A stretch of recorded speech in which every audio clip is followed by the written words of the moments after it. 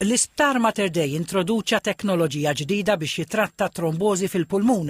Juża tekniċi mekkaniċi u kimiki li jfarku demm maqut, blood clots, li jkunu qed jimblukkaw l-arterji maġġuri tal-pulmun.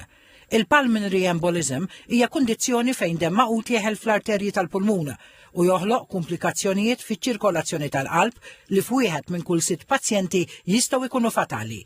Il-Ministru għas-Saħħa Joe Etienne Abela qal li t-teknika ġdida ECOS tinvolvi sforz multidixxiplinarju b'saħħtu ħafna. Din hija teknika li ġiet introdotta ġewwa l-Isptar Mater Dei u titratta il-kundizzjoni ta' pulmonary embolism meta ikun hemm blood clots biċċiet tad-demm maqut fil-pulmun.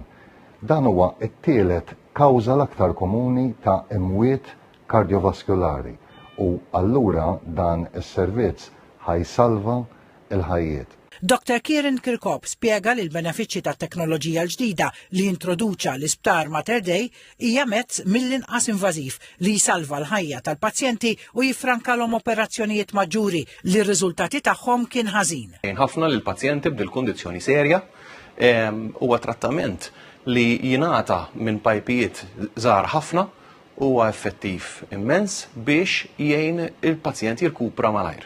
Il-proċedura nnifisha tieħu ftit minuti biss biex issir u fi ftit sigħat il-pazjent jibda jħossu ħafna aħjar.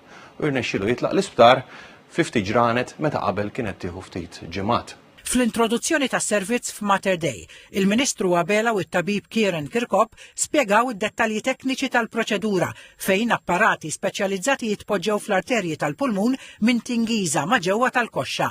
Dan l-apparat jitħalla jagħmel xogħlu għal diversi sigħat b'riżultati eċċellenti li mhux biss isalvaw il-ħajja iżda wkoll jirriżultaw f'ħafna anqas komplikazzjonijiet kroniċi.